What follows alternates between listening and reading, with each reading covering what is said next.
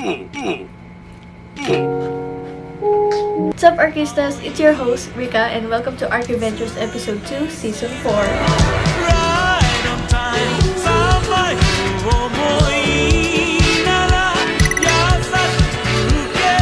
For this video, you've seen the title, you've seen the thumbnail, of course, so we will be giving you tips on how to survive online school as an architecture student. But wait, hold up! If you're not an architecture student and you just happen to stumble across this video, don't click out yet. Because for sure may makuha ka pa rin tips dito sa video na to on surviving your online class. For our tips, it is divided into three categories. The first category are tips for your online classes. Second are while making your plates. And the third category being the other tips that can help you survive the whole setup in general. Now for our first category and first tip. Whoa! First tip for online class is to make sure to check your devices before the class starts. Make a camera test or run a sound test to ensure that your camera, your microphone, or your headphone are working. The second tip is to always have a pen and a notebook with you when you're in class, just to help you write down notes, write down specific details about the plate, or just to help you review for your exams. Tip number 3. Provide yourself with a glass of water right beside you. Or if you have some, go with a snack. Or if you're really scared of getting your plates wet, you could always go with a water bottle. Remember to keep yourself hydrated and quench your hunger during these online classes. Now on to the next tip.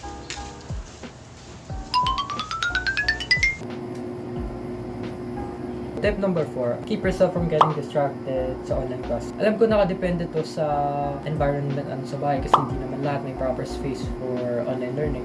Hindi lahat may space na onti lang distractions tapos di ganun kaingay. So I think it would be better kung i-inform yung mga kasama niyo sa bahay about sa class schedule niyo, ganun, para aware sila na may klase ka, ganun. At the same time, matulungan ka nila just in case na maingay kapitbahay yung ganun, masabihan nila.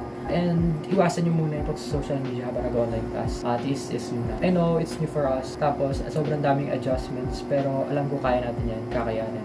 Yun lang. Sana makatulong sa online class. Good luck. Tip number 5. Always check on your Microsoft Teams account. Ang MS Teams ang major na platform na ginagamit ng CAOP or ng PLM when it comes to blended learning. Dito nagaganap ang ating online classes and dito rin ina-upload ang ating modules, lectures, and assignments.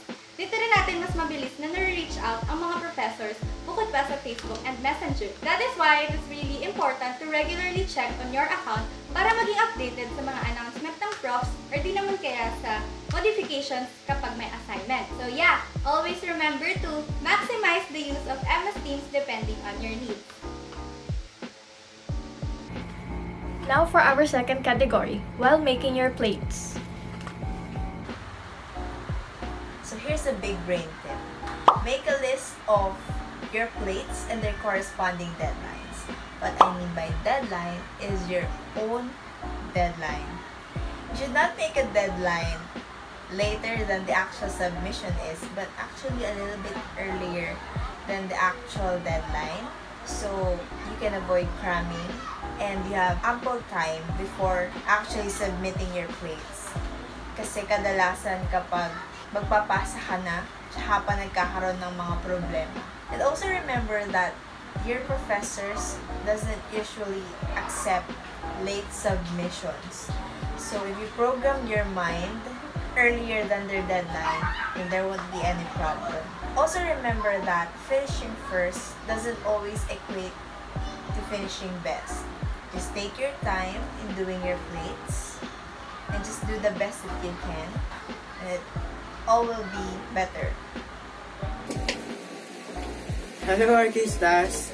So my advice for you today is that gawin muna natin yung mga task, homework, or plates na mas madali before natin gawin yung mga plates na mas mahirap and complex. Para in that way, mas madali nating matatapos ang mga easy homeworks. Then after that, wala ka na isipin na other stuff while doing the more challenging plates. Para hindi mo na sila iisipin, makapag-focus tayo at makapagbigay tayo ng maraming time sa mga plate natin na mas mahirap at complex. And always keep in mind na tapusin natin and finish 1 or 2 plates or tasks per day as much as possible hanggat kaya natin para hindi tayo nagka-cram and pagsabay-sabay yung mga gagawin natin pag nasa deadline na. Make sure that your workplace is organized and clean before and after doing your plates. Trust me, Arkista, an organized workspace is a plus 10 sa paggawa ng inyong mga plates. Also, make sure na magdagdag ng extra table katabi ng inyong drafting table para dun nyo ilalagay ang mga drafting materials. And if you're like me, na drafting board ang ginagamit, make sure na yung table na bibilhin nyo ay mayroong pull-out drawer para dun nyo na lang ilalagay yung mga drafting materials. Bagsak na lang ng bagsak at hindi ka aligaga habang gumagawa ng inyong plates.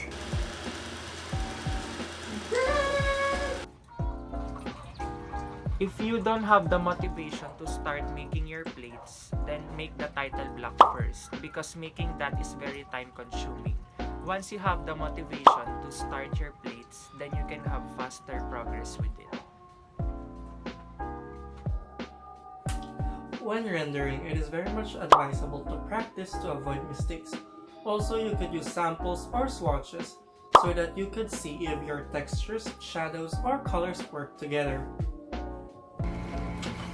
And the last category for our tips. Other tips that can help you survive the whole thing in general. Always make sure that you guys have the necessary materials for accomplishing your plate. For example, your rendering materials and mediums that are good for 1 or 2 months.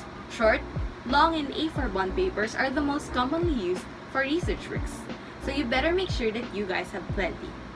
My tip here is that since we always use short bond papers, I stock a rim since it's cheaper that way and it can last me for more than a semester.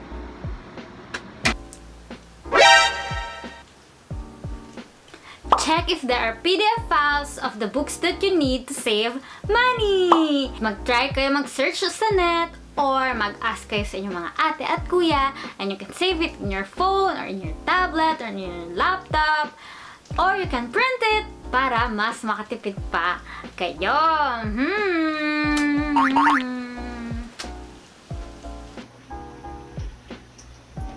Our next tip is from a podcast and it says that it's okay to lower the bar sometimes because tayong mga architecture students, we always want to raise the bar. We want better grades and better looking plates. And it's actually a nice trait to have to always strive for excellence. But sometimes it leads to normalizing the hustle culture, which is very bad for our body and also for our mental health. And sabi nga, kung pagod ka na, pwede kang magpahinga, pero bawal kang sumuko. So, if we need a break, just take it. If we also want a reward and we think we deserve it, go for it. And also, we have to gravitate towards what replenishes our energy. Sabi nga, kailangan natin makinig sa ating mga katawan. At saka, sabi rin din sa podcast na yun, is we have to empathize with ourselves like how we empathize with others. So, ang tip natin is to it's okay to lower the bar sometimes. Wag. Basta wag. Wag mahihiyang magtanong kung may right ba. Don't be afraid to ask questions sa mga professors o sa mga kaklase mo kung meron kang hindi maintindihan. Kasi kayo na lang magkakaklase ang magtutulungan. At sinong prof ang gusto na walang maintindihan ng tinuturuan niya.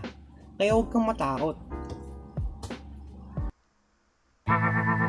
Watch architecture-related webinars. Well, the most obvious reason to consider attending webinars may be to have certificates for job applications or maybe for self-improvement on a certain skill or program related to architecture, like AutoCAD, Lumion, and Photoshop, and other paid license programs. But I guess you already know that.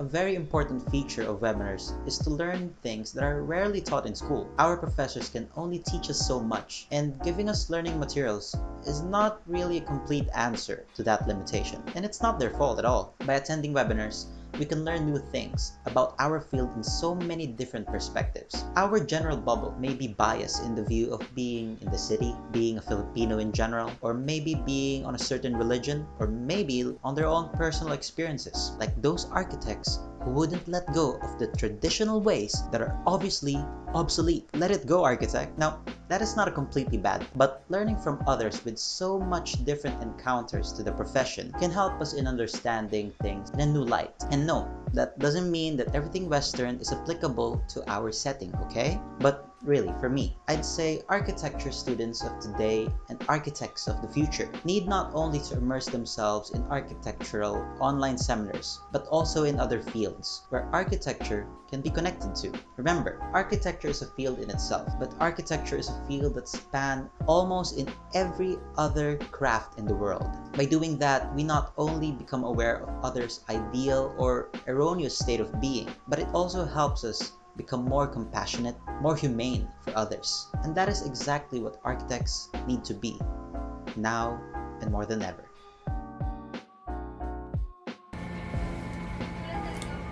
And that is it for our video. I hope you guys enjoyed it and sana may natutunan kayo sa mga tips na binigay namin sa inyo. And of course, don't forget to like and subscribe and click on the bell button to get notified every time we upload a new video. Good luck and happy plates, Arkistas! Stay safe. Ciao!